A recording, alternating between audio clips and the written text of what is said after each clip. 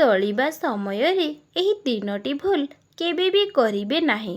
ନିହାତି ଘର ଆପଣଙ୍କର ଦରିଦ୍ରତାର ଗ୍ରାସ କରିବ। ଆଉ କ'ଣ ସେହି ତିନୋଟି ଜିନିଷ ଯାହା ଭୁଲରେ ବି ପ୍ରତ୍ୟେକ ମହିଳା ଅଟା ଦଳିବା ସମୟରେ କରିବା ଉଚିତ ନୁହେଁ? ଜାଣିବା ଆଗରୁ ମହାଦେବଙ୍କ ଭକ୍ତଗଣ ଭିଡ଼ିଓଟିକୁ ଗୋଟିଏ ଲାଇକ୍ ସବସ୍କ୍ରାଇବ୍ ନିହାତି କରନ୍ତୁ। ନମ୍ବର 1, ଶାସ୍ତ୍ର ଅନୁସାରେ ଅଟା ଦଳି ସାରିବା ପରେ ହାତର ଆଙ୍ଗୁଠି ସେହି ଅଟାରେ ନିହାତି ଦାବି ଦେବେ, ଯେମିତି ଆଙ୍ଗୁଠିର ଚିହ୍ନ ଦେଖାଯିବ।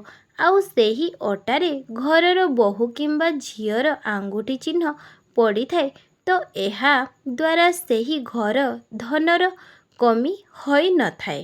ନମ୍ବର 2, ଅଟା ଦଳି ସାରିବା ପରେ ଯେଉଁ ପାଣିରେ ଆପଣ ଅଟା ଦଳିଥିଲେ ସେହି ଦଳିଥିବା ପାଣିକୁ କେବେ ବି ବେସିନ୍ କିମ୍ବା ନାଳିରେ ପକାଇବା ଉଚିତ ନୁହେଁ। ସେହି ପାଣିକୁ କୌଣସି ବୃକ୍ଷରେ ଢାଳିବା ଦ୍ୱାରା ଶୁଭ ହୋଇଥାଏ। ନମ୍ବର 3, ବଳିଥିବା ଅଟା ଦଳାକୁ କେବେ ବି ଫ୍ରିଜରେ ରଖିବା ଉଚିତ ନୁହେଁ, ଏହା ଅଶୁଭ ହୋଇଥାଏ।